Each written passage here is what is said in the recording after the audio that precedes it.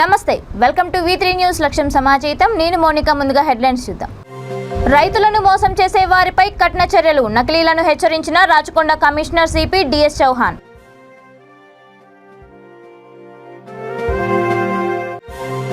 కుప్పం చెరువు కట్టపై భక్తుల పూజలు, శ్రీ ప్రసన్న తిరుపతి గంగమ్మ ఊరేగింపు.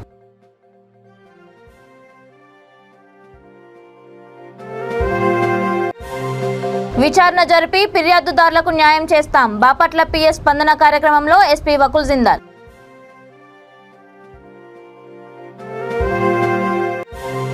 పశ్చిమ గోదావరి జిల్లాలో బోటు బోల్తా, 2 గల్లంతు. కొబ్బరికాయల లోడు అధిక బరువే కారణం. ఇక డీటెయిల్స్ చూస్తే, రైతులను మోసం చేసే వారిపై కఠిన చర్యలు తీసుకుంటామని సిపి డిఎస్ చౌహాన్ హెచ్చరించారు. నకిలీ విత్తనాలు అరికట్టేందుకు కమిషనరేట్ పరిధిలో ప్రత్యేక టాస్క్ ఫోర్స్ టీంలను ఏర్పాటు చేశామన్నారు. నకిలీ విత్తనాల సరఫరా, క్రయ విక్రయాలపై తీసుకోవాల్సిన చర్యల మీద వ్యవసాయ శాఖ అధికారులతో రాచకొండ సిపి ప్రత్యేక సమావేశం ఏర్పాటు చేశారు. ఈ సందర్భంగా కమిషనర్ మాట్లాడుతూ, నకిలీ విత్తనాల కట్టడిలో వ్యవసాయ అధికారులకు రాచకొండ పోలీస్ కమిషనరేట్ తరపున పూర్తి సహకారం అందిస్తామని ఆయన భరోసా ఇచ్చారు. information on the process. Yeah, such information is another. So whatever information we have, definitely like to share. Go ahead.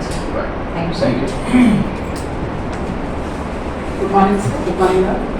In addition to the madam, sir, few points I like, sir. Most of the Ranga district, మన ఖైతీ నగర్ ఇవన్నీ కూడా గోడౌన్స్లో అంటే షెడ్స్లో అని ఇలాంటి ఏరియాస్లో వాళ్ళకి ప్యాకింగ్కి expect చేయడం packing చేస్తారు. Okay. I request all the concerned police officers to kindly make a note relevant దానికి. So packing కి కొన్ని చిన్న గోడౌన్స్ వచ్చేస్తాయి.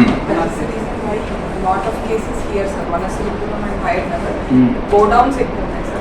మనం సీట్స్ లాస్ట్ కేసెస్ అవినాయి కూడా అందుకే. नहीं तो that is a మీకు మంచి ఆపర్చునిటీ కదా. సో మీరు ఇద్దరు కూడా టచ్ లో ఉండండి. ఇవి అన్ని చాలా ఇంపార్టెంట్ ఇన్ఫర్మేషన్. అవి అన్ని గోడౌన్స్ లో మనం వాచ్ పెట్టి పర్టికులర్లీ రాత్రి పూట అది ఎవరు తీసుకొస్తున్నారు, ఎవరు తీసుకువెళ్తున్నారు, అది త్రూ కెమెరా ఆల్సో వాచ్ పెడితే చాలా authorized no problem sir. Our అంటే పీపుల్ అగ్రికల్చర్ ఆఫీసర్స్ ఉంటారు, వాళ్ళు ఎవ్రీ టైమ్ లైసెన్స్ లో రెన్యూ చేయించుకుంటారు కాబట్టి ఈ ఆన్ రోడ్ ఈవ్ టీజింగ్ తో పాటు మన ఆన్లైన్ ఈవ్ టీజింగ్ కూడా అరికట్టాలి ఉద్దేశంతో. అదేవిధంగా దానికి తోడుగా ఇవాళ ఒక ఆడియో విజువల్ అవేర్నెస్ వ్యాన్ కూడా ప్రారంభించడం జరిగింది. దాంట్లో కొన్ని గ్లింప్సెస్ మీరు చూశారు.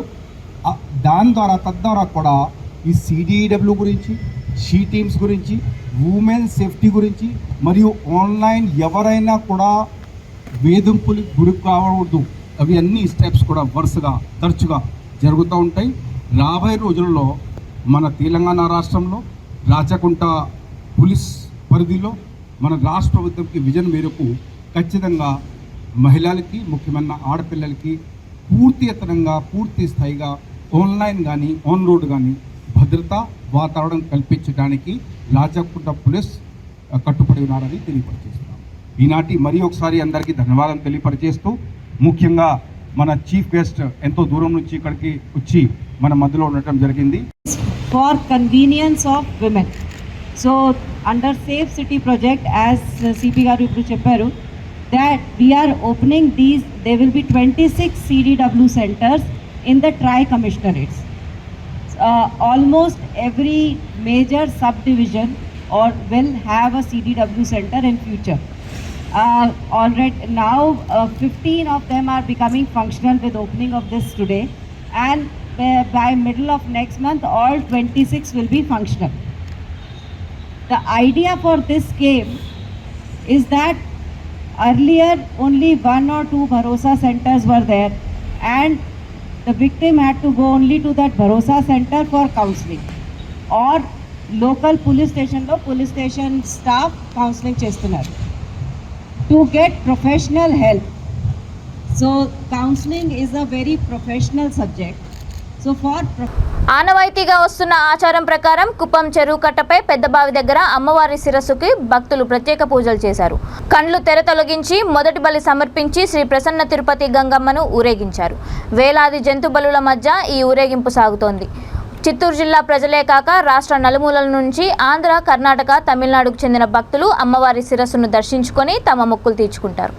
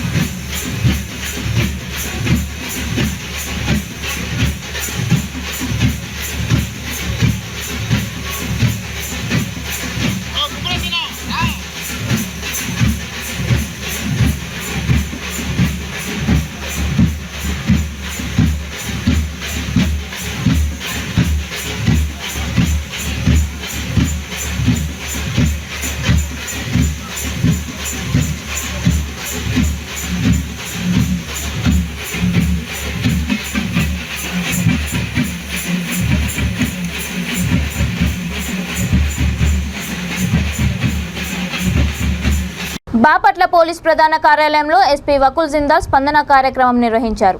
విచారణ జరిపి చట్టపరంగా న్యాయం చేస్తామని ఫిర్యాదుదారులకు ఎస్పీ వకుల్ జిందాల్ భరోసా ఇచ్చారు.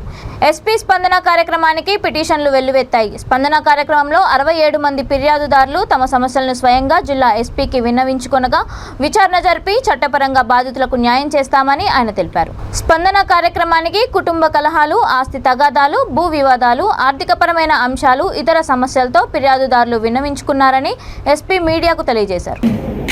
అప్పటి నుంచి ఈ రోజు దాకా కూడా డిపార్ట్మెంట్ తరఫు నుంచి ఉద్యోగం కానీ టెర్మినల్ బెనిఫిట్స్ కానీ పెన్షన్ కానీ ఒక రూపాయి కూడా రాలేదు సార్.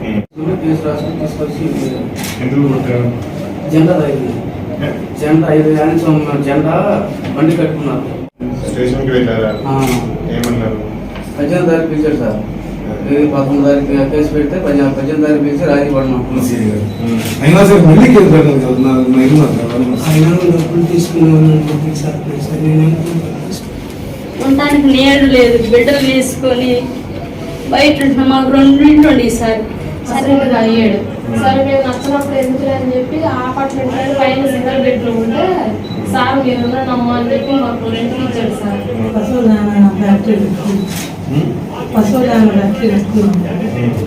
నిమిత్తం శ్రీరాములను బజార్లు గురుకుల్లో అద్దుకుంటున్నాం. 2017 నుంచి నాగేశ్వరరావు గారు మేనల్లుడు ఇల్లు వాళ్ళు ప్రతిసారి వచ్చి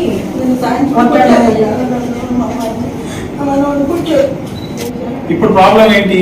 వాళ్ళు పడుతున్నారు. దాకా అమ్మాయిని బతికియాలంట. నేను పశ్చిమ గోదావరి జిల్లా ఆచంట మండలం భీమలాపురం వశిష్ఠ గోదావరిలో పడవ బోల్తా పడిన ఘటనలో 2 వ్యక్తులు గల్లంతయ్యారు. గల్లంతైన వారిలో వల్లూరు గ్రామానికి చెందిన కుడిపూడి పెద్దిరాజు, దొడ్డిపట్ల గ్రామానికి చెందిన సిరగం వెంకటరమణ కాగా మిగిలిన 3 సురక్షితంగా బయటపడ్డారు.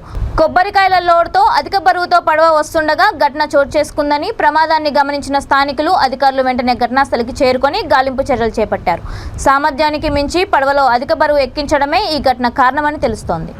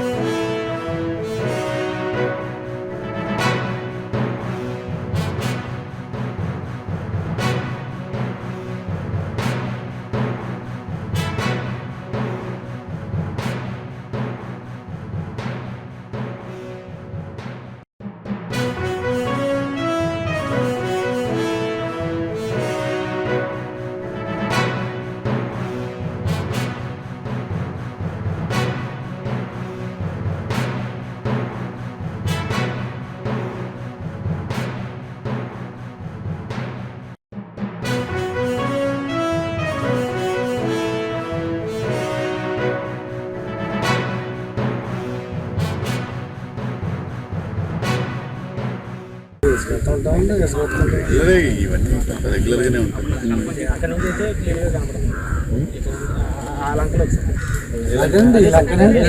ఇదే కదా కనిపించేదే కదా. ఇక్కడ రేవు ఉందండి, రేవులో చేసుకుంటాం. దానికి ఆపోజిట్ గా ఒక రేవు ఉంది సార్. అక్కడ నుంచి చాలా దగ్గరగా ఉంది సార్. అక్కడ ఎక్కి అందులోకి వెళ్ళారు సార్. అక్కడ కాయ వేసుకుని ఇలా వస్తున్నారు. అంటే అక్కడ నుంచి అట్లే పోయారు.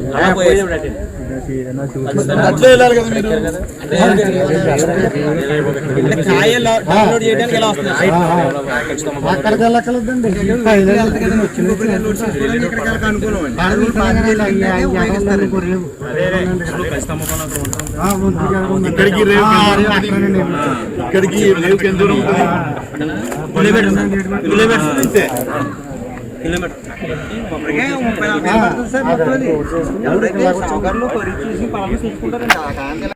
ఇది మంగళమే అది మంగళమే బహుశా మన చచ్చిపోయింది మంగళమే అక్కడ బుల్లి రోజు చచ్చిపోయింది మంగళమే లేదు ఇది నుంచి ఇంచుమించు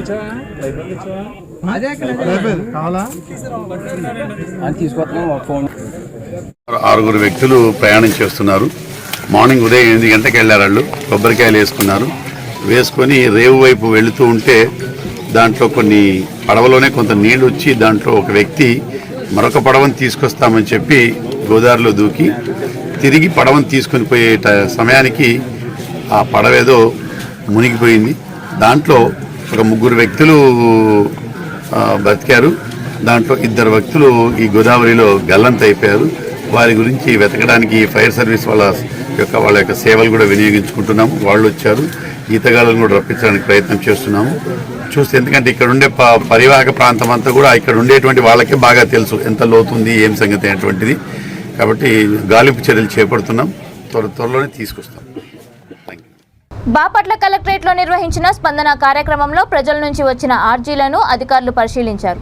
ప్రజల నుంచి వచ్చిన సమస్యలను వెంటనే పరిష్కరించాలని జిల్లా కలెక్టర్ పి రంజిత్ పాషా ఆదేశించారు. స్పందనలో మొత్తం 110 ఆర్జీలు రాగా తన పరిధిలో ఉన్న వాటికి వెంటనే పరిష్కార మార్గం చూపారు. మిగిలిన వాటిని పరిశీలించాలని సంబంధిత శాఖల అధికారులకు జిల్లా కలెక్టర్ సూచనలు చేశారు. జగనన్నకు చెబుదాం స్పందన వెబ్సైట్లో నమోదైన ఆర్జీలను వెంటనే పరిష్కరించాలని కలెక్టర్లు తెలిపారు. పోర్టల్లో వచ్చిన ఆర్జీలను గడువులోగా పరిష్కరించాలన్నారు. స్పందనపై నిర్లిప్తంగా ఉండరాదని అధికారులు క్షేత్రస్థాయిలో పరిశీలన చేయాలన్నారు. ఆర్జీదారులకు ఇబ్బందులు కలిగించరాదని కలెక్టర్ రంజిత్ పాషా సూచించారు.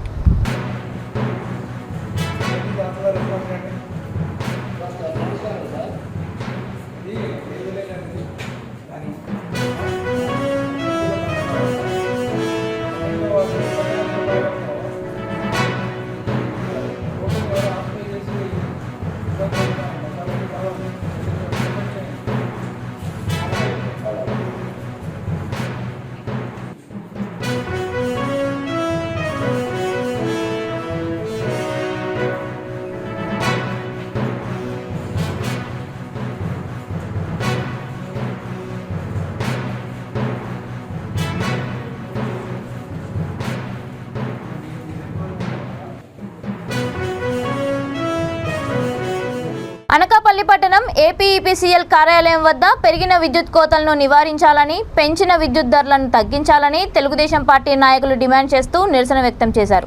కార్యక్రమంలో మాజీ శాసనసభ్యులు, నియోజకవర్గ టీడీపీ ఇన్ఛార్జ్ పీలా గోవింద సత్యనారాయణ పాల్గొన్నారు. ఈ సందర్భంగా పెద్ద ఎత్తున పార్టీ శ్రేణులతో కలిసి ఆయన ర్యాలీ నిరసన తెలియజేస్తూ కరెంట్ ఆఫీస్కు వెళ్లారు. అనంతరం విద్యుత్ అధికారులకు వినతి పత్రం అందజేశారు.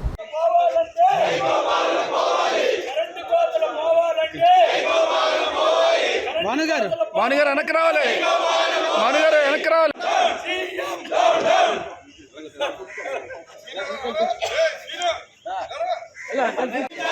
బాబు భాస్కర్ గారు వెనక్కి రండి.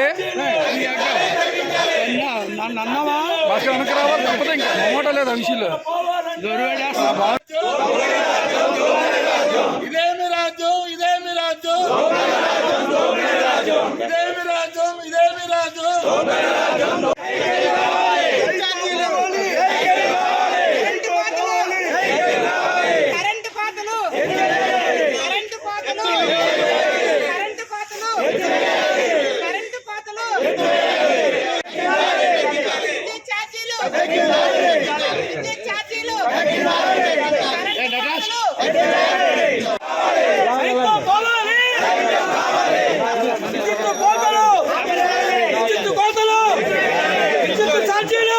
రాష్ట్రం అంతటా ఒక రావణాసుడి పాలన కొనసాగుతుంది.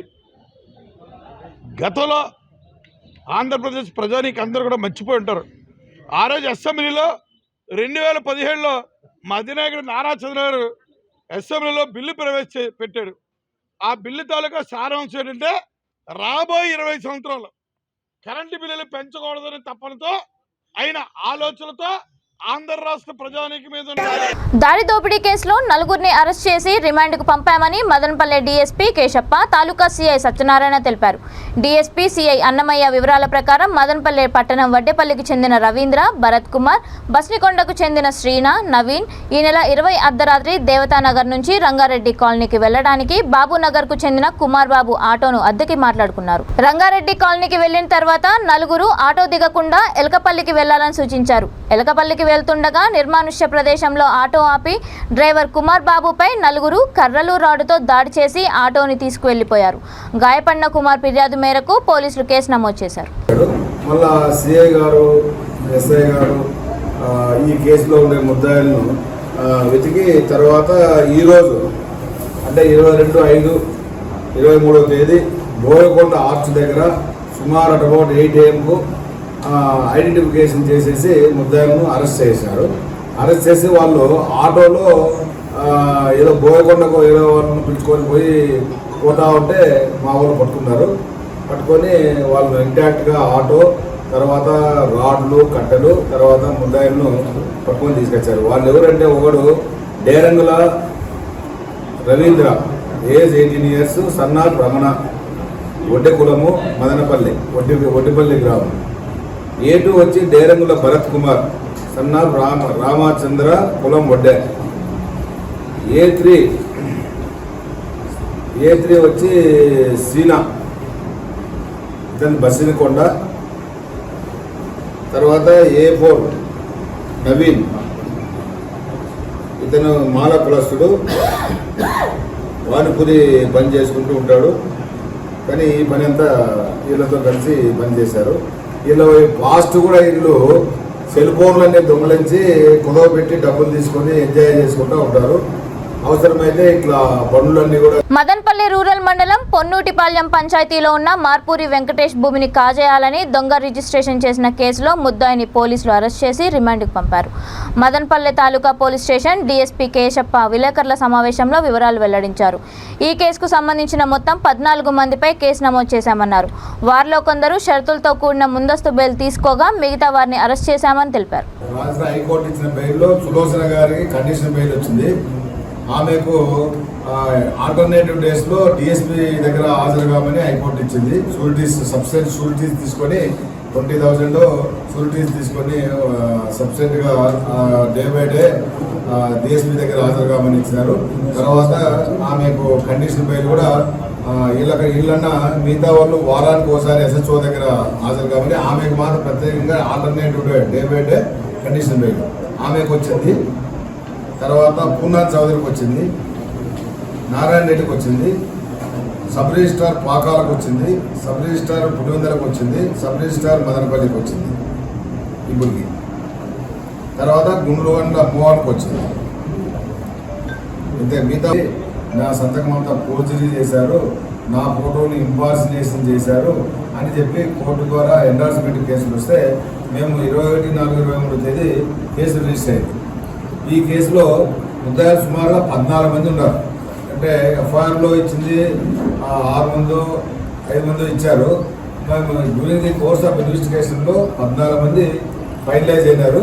ఆ 14 మంది పేర్లు కోనేటి సులోచన, మేకల Cheruvu Govindu, Gali Purnananda Chowdary, Gunduri Narayana Reddy, sub register of Pakala, sub register of Pulivendula, Anandanaidu document writer, Gundlagada Mohan, Nallamani Ramesh, Munikumar, Nivas, Nagaraja, Venkataramana, the sub register of Madanapalle. ఈ 14 మంది ముద్దాయిలుగా మాకు ప్రిలిమినరీ ఎంక్వైరీలో డాక్యుమెంటరీ ప్రకారంగా, తర్వాత విట్నెస్ల ప్రకారంగా, తర్వాత ఆల్రెడీ ఒక ముద్దాయిని మేము గోవిందని అరెస్ట్ చేసి ఆయన కన్ఫెషన్ ప్రకారంగా వీళ్ళను మనము ముద్దాయిలుగా ప్రిలిమినరీగా ఎంక్వైరీ చేయ విధంగా ఎంక్వైరీలో ఇంకా ఎంతమంది వస్తారో తెలియదు. ప్రస్తుతానికి 14 మంది తేలినారు. ఈ డాక్యుమెంట్లన్నీ కూడా మేము కలెక్ట్ చేసేసి డాక్యుమెంట్ సిగ్నేచర్. అమరావతి తాడేపల్లిలో ఏపీ సీఎం జగన్ కాన్వాయ్కి ఓ కానిస్టేబుల్ అడ్డుపడ్డాడు. రిప్రజెంటేషన్ తీసుకుని జగన్ను కలిసేందుకు అతడు ప్రయత్నించాడు. గుంటూరు నుంచి జగన్ తిరిగి వస్తున్న సమయంలో తాడేపల్లిలోని సీఎం క్యాంపు కార్యాలయం సమీపంలో ఈ ఘటన జరిగింది. దీంతో వెంటనే పోలీసులు భద్రతా సిబ్బంది అలర్ట్ అయ్యారు.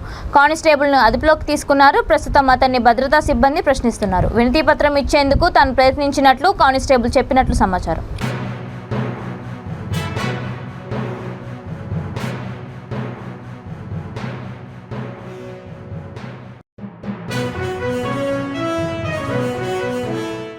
కడప ఎంపీ అవినాష్ రెడ్డి తల్లి శ్రీలక్ష్మిని సీఎం జగన్ అమ్మ వైఎస్ విజయమ్మ పరామర్శించారు. తీవ్ర అస్వస్థతకు గురైన శ్రీలక్ష్మి కర్నూలు విశ్వభారతిలో చికిత్స పొందుతున్నారు. ఈ సందర్భంగా ఆమె ఆరోగ్య పరిస్థితులను వైఎస్ విజయమ్మ తెలుసుకునేందుకు ఆసుపత్రి వద్దకు వెళ్లారు. ఆసుపత్రిలో ఉన్న వైఎస్ అవినాష్ రెడ్డిని కలిసి శ్రీలక్ష్మి ఆరోగ్య పరిస్థితిని అడిగి తెలుసుకున్నారు. శ్రీలక్ష్మి త్వరగా కోలుకుంటుందని అవినాష్ రెడ్డికి విజయమ్మ ధైర్యం చెప్పారు. అయితే ఆసుపత్రి వద్దకు వైఎస్ఆర్ కాంగ్రెస్ పార్టీ కార్యకర్తలు భారీగా చేరుకున్నారు. అవినాష్ రెడ్డి అరెస్టు తప్పదన్న ప్రచారంతో భారీగా మోహరించారు. మరోవైపు తన తల్లి ఆరోగ్య కారణాల వల్ల విచారణకు కొంత సమయం ఇవ్వాలని సిబిఐ అధికారులకు అవినాష్ రెడ్డి లేఖ రాశారు. అయితే ఈ లేఖపై సిబిఐ అధికారుల నుంచి ఎలాంటి స్పందన రాలేదు. దీంతో ఏం జరుగుతుందో అని అవినాష్ రెడ్డి అనుచరుల్లో టెన్షన్ నెలకొంది.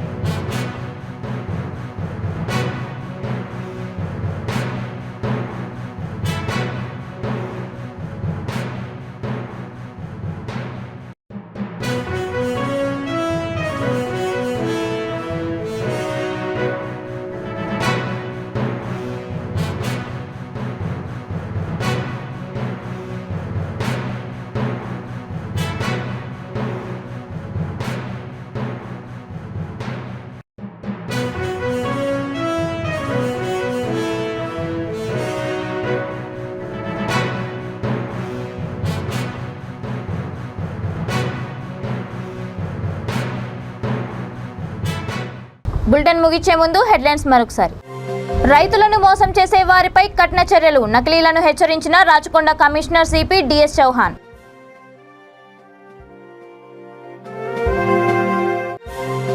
కుప్పం చెరువు కట్టపై భక్తుల పూజలు, శ్రీ ప్రసన్న తిరుపతి గంగమ్మ ఊరేగింపు.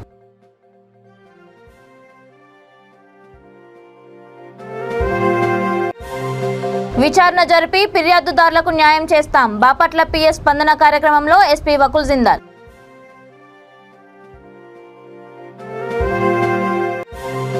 పశ్చిమ గోదావరి జిల్లాలో బోటు బోల్తా, 2 గల్లంతు. కొబ్బరికాయల లోడు అధిక బరువే కారణం. ఇవి ఇప్పటివరకున్న అప్డేట్స్. మరిన్ని అప్డేట్స్ కోసం చూస్తూనే ఉండండి V3 న్యూస్. లక్ష్యం సమాజహిత.